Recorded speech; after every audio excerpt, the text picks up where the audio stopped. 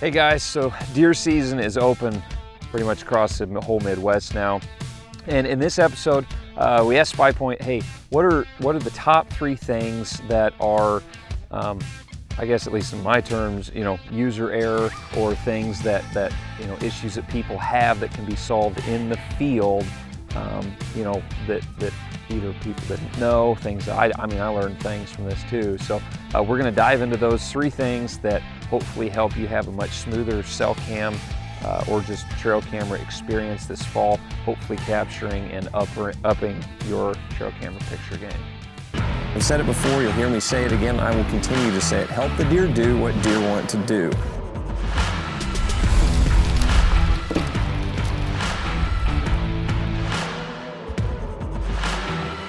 Okay, so we're out on Aaron's farm getting ready for deer season during deer season. Anyway, we're going to, as we go about hanging cameras, we are going to hit on those 3 points I talked about in the intro. The first one being directional facing of the camera. Guys, try to avoid facing the camera east and west because you're going to be getting a lot of false triggerings because of sun glare and things of that nature, or if you have a buck walking by in the evening and your camera's facing west, if the sun is right that the horizon about to go down, you're probably not going to get a clear picture because of the glare of the sun. Also, Aaron's got a camera right over here that in the springtime, or I say late spring during summer, the sun was more over here in the sky. Now it's over here because the rotation of the earth and whatnot can't blah, blah, blah. So we're gonna change the angle of that camera so that, because he's started getting false triggerings because of the sun. So we're gonna change that camera because, as I said, the rotation or the cant of the earth. And anyway, so we're gonna change that out too. So keep the sun very much in mind. We got a scrape right here. This spot right here on the farm has been a hot spot year in and year out. So we're coming back to these locations, getting cameras up, gathering intel. And we came in and there was a small scrape started right here. So we're not starting a new one. We're not doing anything crazy. We're just kind of clearing it back, making sure that they have more of an opportunity to scrape here under this tree. And yeah, so we're gonna put a camera up. We cleaned some of the brush out of the way. We're gonna trim any branches back that might, wave and cause a false triggering. That is one of the downsides of putting a camera on a scrape, is you're probably gonna get more false triggerings because of the motion of the branch, or even hemp rope scrape. We're gonna show one of those later, triggering the camera. But they can be very effective, especially right now as bucks are getting geared up for the upcoming rut. Okay, so number 2 is a blank or a butt photo, something of that nature, where the picture was taken after whatever, most likely a deer that you're after, went through the frame and you're not sure what deer it was that came through. So, nice thing with Flex, it's got a 0.3 second trigger speed. So, that's gonna capture basically anything unless it's running at like Mach 10 through here. But anyway, so we're set up on a trail right here. This is between an S curve. We've got an episode about that in the past.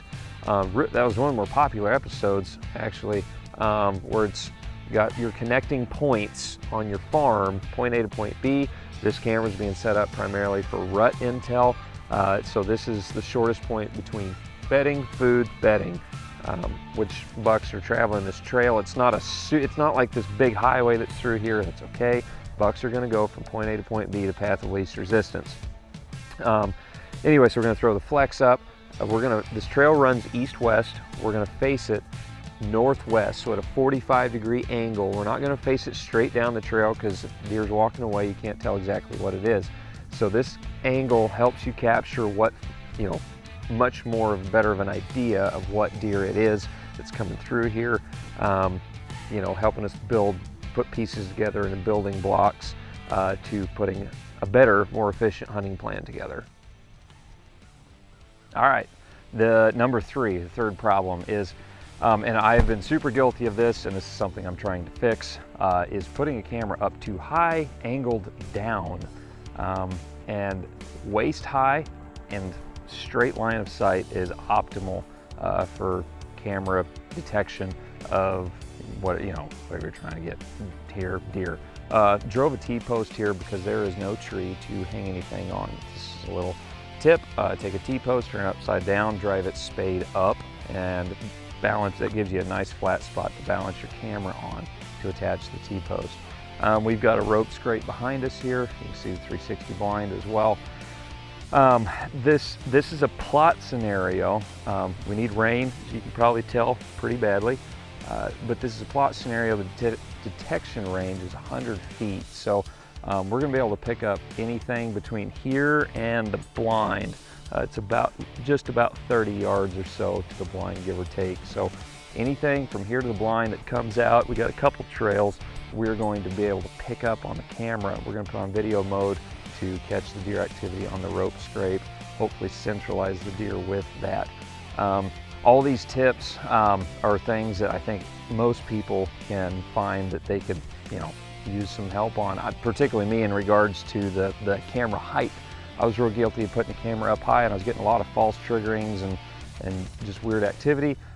Yesterday, I went in, I lowered a camera to waist height, put it at straight line of sight, and I have legit not gotten a false trigger since. So that's been oh great, that's awesome. Saves on battery life and storage cards.